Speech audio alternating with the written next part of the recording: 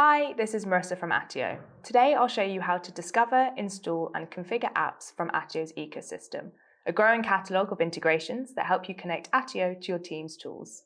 Head to the Apps page in your workspace settings for the full list of supported apps and integrations. You can browse by category and also search for a specific app by name.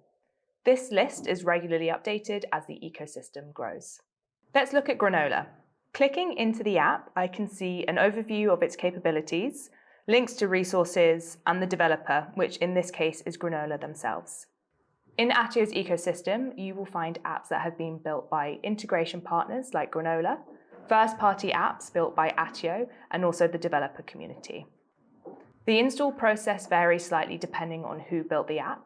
Since this one was built by Granola, clicking install prompts me to complete installation and configuration in Granola. Now let's take a look at PandaDoc, which was built in-house by Attio. The app page shows the same overview and resources, but this time installation happens directly inside Attio. So I just click install, connect my PandaDoc account and finish the setup.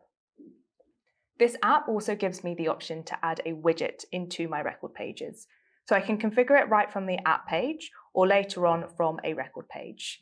And heading to a deal record, you can see the widget displayed alongside action buttons for quick access.